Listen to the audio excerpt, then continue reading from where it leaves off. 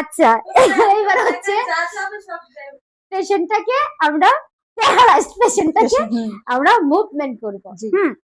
এই ক্ষেত্রে পেশেন্টের মাথার নিচে থেকে বালিশটা সরাই দিব। মানে ফার্স্ট টাইম মাথাটা উঁচু করে বালিশটা সরাই দিতে হবে। বালিশটা সরাই দিলাম। এবার ধরি যেহেতু ও এই হাতটা এরকম করে রাখছে, তো বা হাতটাই বা সাইডটাই ওর প্যারালাইজ। আচ্ছা, আমি বা হাতটাই এখানে সেট করব। কিভাবে?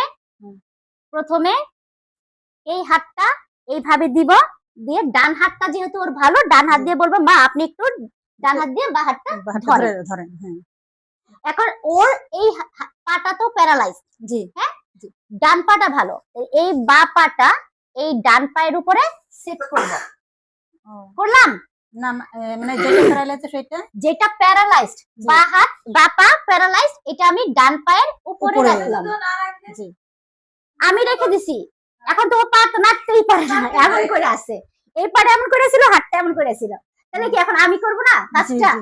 আচ্ছা, এখন উনাকে আমি কি করব? কাট করব।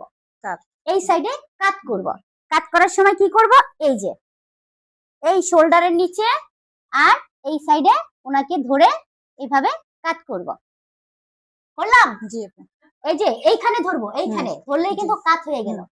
এবার হচ্ছে আমি ওনাকে বসাবো। বসাবো কি করব? আমি ওনাকে বসাবো, এই পাটাকে নামাই দিলাম। এখন ওনাকে আমি বসানোর জন্য এই যে এই শোল্ডারের নিচে হাতটা ঢুকাই দিব। হ্যাঁ, এইভাবে ঢুকাই দিব এবং ওনার এই কোমরের নিচে আমার হাত থাকবে। আচ্ছা, উঠাবো। এই উঠাইলাম। এই পাটাকে পাখলসকে, এই যে পা এরকম ভাঁজ হয়ে রয়েছে। যে প্যারালাইজ পেশেন্ট তার কিন্তু এরকম ভাঁজ হয়ে থাকে, সে কিন্তু পা সরাইতে পারবে না। ঠিক আছে, এটা ধরস না কে? ঠিক আছে, ধরলো, ধরে আছে কিন্তু সে। এখন আমি কি করব? তাকে এইভাবে ধরবো। এই থাকবে আমার হাতের প্লেস। পেশেন্ট কিন্তু কখনোই আমি ছাড়বো না, পেশেন্ট কিন্তু পড়ে যাবে। এই থাকবে আমার হাতের প্লেস। এই পাটা আমি সোজা করে দিব, নামাই দিব, দিলাম। এবার এই হাতটা আর এই হাতটা আলাদা করব। বলবো আপনি আমার ঘাড়ে ধরেন, ঘাড়ে ধরবে। তারপর আমি বলবো আমি যখন 1 থেকে 3 পর্যন্ত গুনবো, তার 3 পর্যন্ত গোনার পরে আপনি দাঁড়াবেন। দাঁড়ানোর পরে একটু রেস্ট দিব, প্রত্যেকটা স্টেপে আমি রেস্ট দিচ্ছি।